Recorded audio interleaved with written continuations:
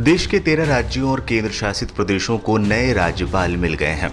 राष्ट्रपति द्रौपदी मुर्मू ने कुछ नए चेहरों को राज्यों में केंद्र सरकार का प्रतिनिधि बनाकर भेजा है, तो कुछ राज्यपालों का ट्रांसफर किया गया है। राष्ट्रपति भवन से जारी राज्यपालों के 13 नामों की लिस्ट में जिस नाम पर सबसे ज्यादा चर्चा है वो है retired justice S Abdul Nazeer का। बता दें, जस्टिस एस अब्दुल नजीर पिछले महीने ही सुप्रीम कोर्ट के जज के पद से रिटायर हुए हैं। आप सोच रहे होंगे कि इसमें ऐसा क्या है कि इनके नाम की इतनी चर्चा हो रही है। ऐसा भी नहीं है कि पहली बार किसी जज को राज्यपाल बनाया गया हो, लेकिन क्यों retired justice S Abdul Nazeer की चर्चा हो रही है?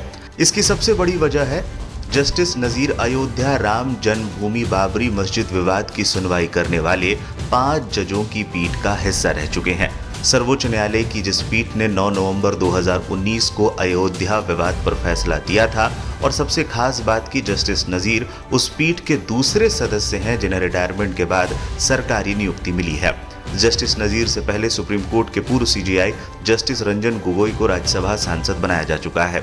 अब retired justice S Abdul Nazeer को आंध्र प्रदेश का राज्यपाल नियुक्त किया गया है। बता दें, जस्टिस एस अब्दुल नजीर कर्नाटक के दक्षिण कन्नड़ जिले के एक दूर दराज गांव से आते हैं। उन्होंने ग्रेजुएशन पूरा करने के बाद लॉ की डिग्री ली और कर्नाटक की अदालतों में वकालत की प्रैक्टिस करने लगे। उन्होंने रिटायरमेंट के मौके पर आयोजित समारोह में एक बात कही थी जिसकी काफी चर्चा हुई थी। उन्होंने कहा था वो चाहते तो अयोध्या विवाद में बाकी चारों जजों के उलट अपनी राय रखकर अपने समुदाय का हीरो बन जाते, लेकिन उन्होंने देश हित को सर्वोपरि समझा।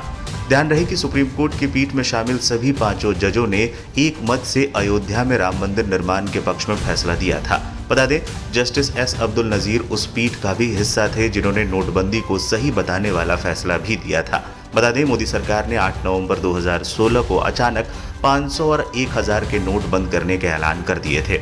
जिस तरीके से जस्टिस रंजन गोगोई को राज्यसभा भेजने पर केंद्र सरकार की जमकर आलोचना हुई थी, अब retired justice S Abdul Nazeer को राज्यपाल बनाने पर भी सरकार की आलोचना तय मानी जा रही है, और खासकर तब जब जस्टिस एस अब्दुल नजीर का कई ऐसे मामलों से नाम जुड़ा हो जिससे केंद्र की मोदी सरकार को बहुत फायदा मिला हो। बता दें, जस्टिस एस अब्दुल नजीर को आंध्र प्रदेश का राज्यपाल बनाया गया है, जहां वाईएसआर कांग्रेस का शासन है और मुख्यमंत्री जगन मोहन रेड्डी हैं।